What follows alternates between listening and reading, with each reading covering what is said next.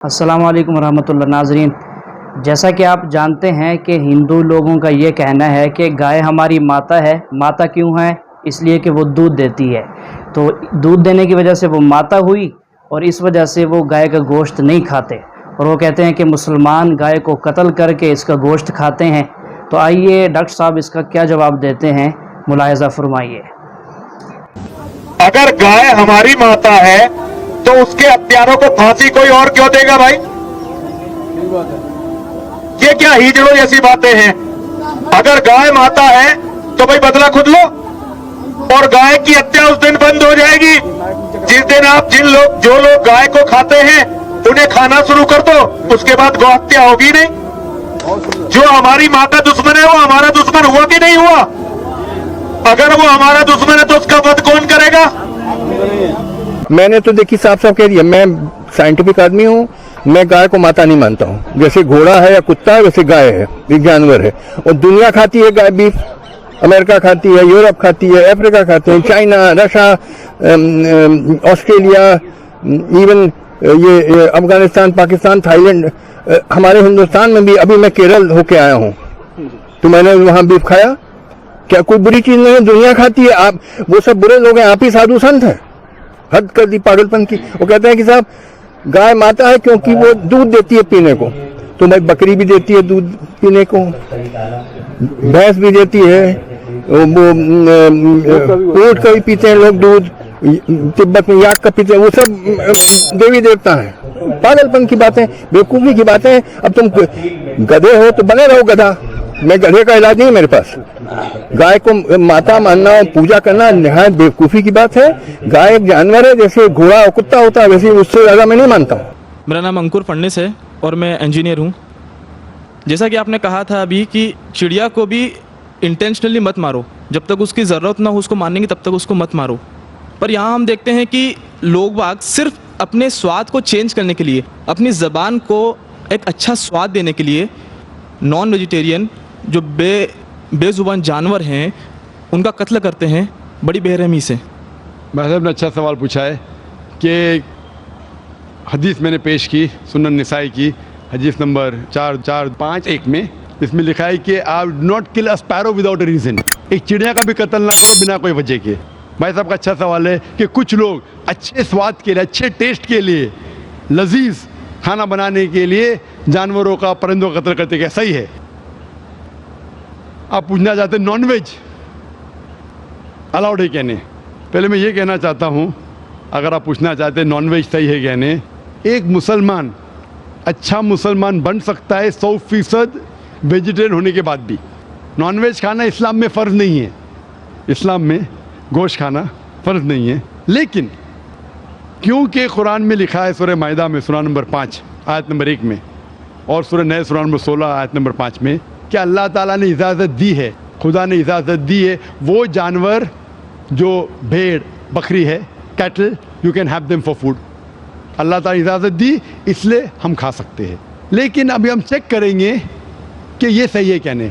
आज साइंस ये कहता है कि कोई भी वेजिटेरियन फूड में एक इंसान को ज़रूरत है 20 to 23 अमाइनो एसिड्स जीने के लिए। उसमें से 8 एसेंशियल अमाइनो एसिड्स है जो अपने जिस्म में नहीं बनते, हमारे फूड में होना ज़रूरी है, हमारे खाने में होना ज़रूरी है। इसे कहते 8 एसेंशियल अमाइनो एसिड्स। आज की साइंस ये कहती कोई भी वेजिटेरियन फूड नहीं है, कोई भी भाजी पाला नहीं है जिसमें सारे 8 अमाइनो एसिड्स है। Non veg food is a good source of protein. और एक बात आज साइंस ये कहती है कि the non veg food is more nutritious. और आप देखेंगे कि जो भी जानवर है जो घास फूस खाते हैं, हर्बिवरस एनिमल, उनके दांत को आप देखेंगे, उनके दांत चपटे हैं। Herbivorous set of teeth. सही? हाँ जी, हाँ जी, हाँ। एक बार ने कई बार बोला, कई बार बोला है और आज भी दोहरा रहा हूँ क्योंकि आपने सवाल पूछा है। बराबर फॉलो होते थे तो जवाब जानते थे, लेकिन शायद आपने कुछ मेरी तकरीर सुने, कुछ नहीं सुने। मैं पूरा जवाब दूंगा इंशाल्लाह, फिर आप बात कर सकते हैं। जब आप देखेंगे कार्निवोरस एनिमल, जो जानवर है जो गोश्त खाते हैं, लायन, टाइगर, लेपर्ड, उनके पास नोकीली दांत है, कार्निवोरस सेट ऑफ टीथ। जब आप अपने आप को देखेंगे आईने में इंसान अगर आईने में देखेंगे कि इंसान के पास चपटे दांत भी है, नोकीले दांत भी है। हर्बीवोरस भी, कार्निवोरस है। We have omnivorous set of teeth. अगर खुदा चाहता कि हम सिर्फ घास खाए और वेजिटेबल्स खाए तो अल्लाह नोकीले दांत क्यों दिए? नॉनवेज खाने के लिए। आज साइंस ये कहती है कि जितने हर्बीवोरस एनिमल है, काऊ, गोट, शीप, वो सिर्फ वेजिटेबल डाइजेस्ट कर सकते, फ्रेश डाइजेस्ट कर ही नहीं सकते। जितने भी कार्निवोरस एनिमल है, tiger, leopard, lion, they can only digest flesh. वो घास डालेंगे तो हजम ही नहीं कर सकते।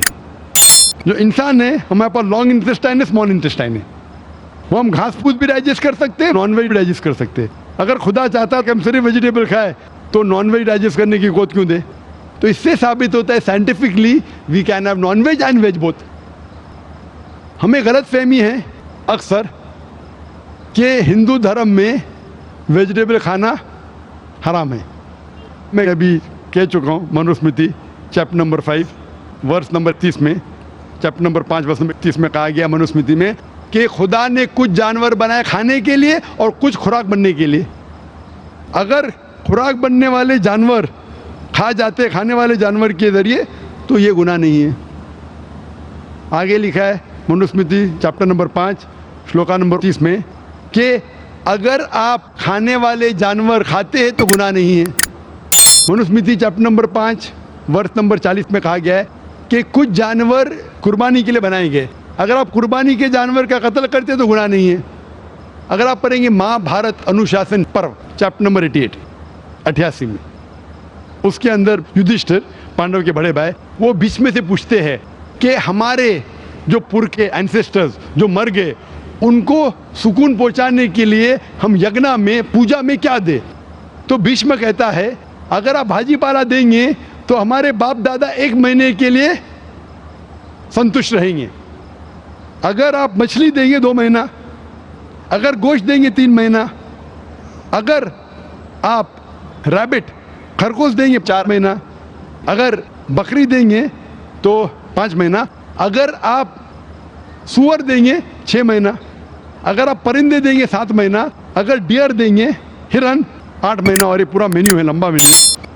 अगर आप बफेलो देंगे, बफेलो तो 11 महीना। अगर आप गाय ज़बह करेंगे 1 साल तक आपके दादा परदादा संतुष्ट रहेंगे। 1 साल।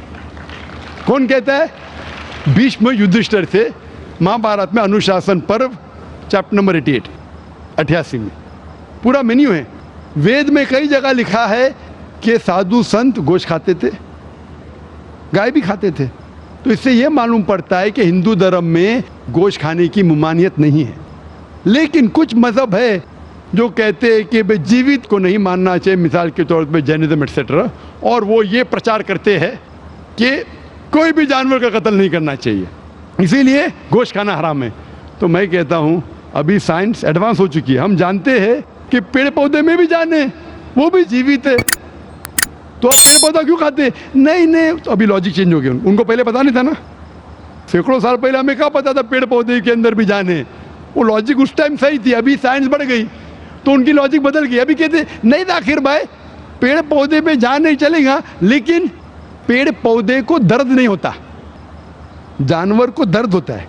पेड़ पौधे जीवित है लेकिन दर्द नहीं होता, इसीलिए पेड़ पौधे खा सकते।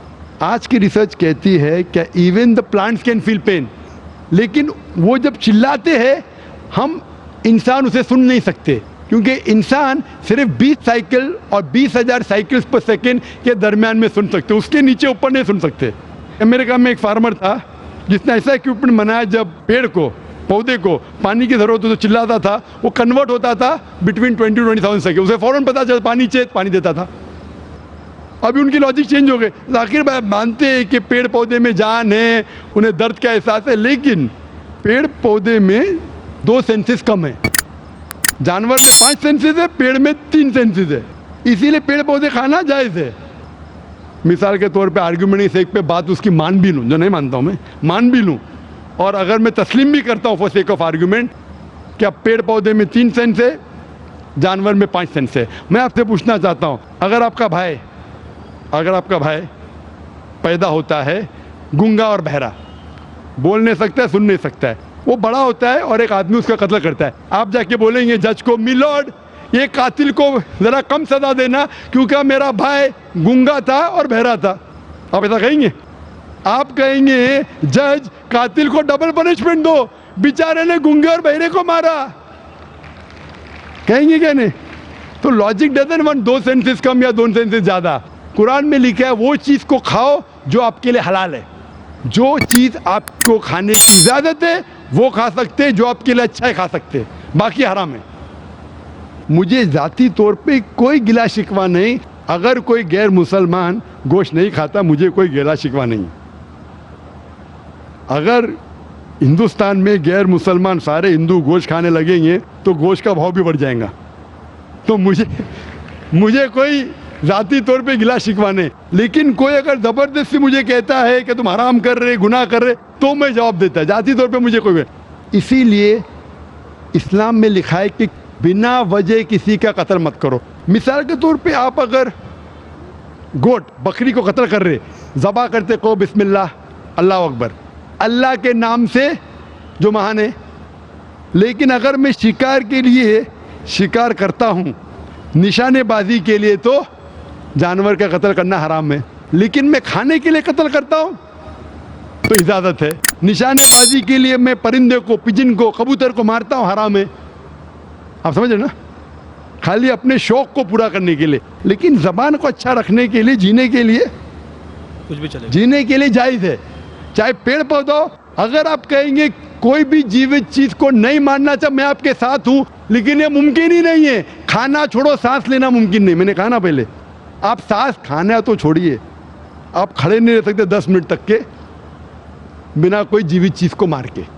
तो इस्लाम एक लॉजिकल मज़हब है।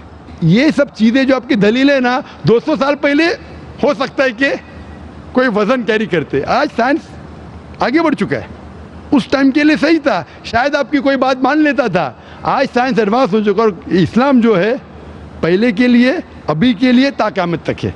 इसीलिए इस्लाम में अपने हाथ को खाली निशानेबाजी के लिए नहीं, लेकिन खाने के लिए किसी का कत्ल करते, जो खाने की चीज़ की इजाज़त है तो ये आपके लिए हलाल है, चाहे पेड़ पौधा हो, चाहे बकरी हो, चाहे कोई भी खाना हो।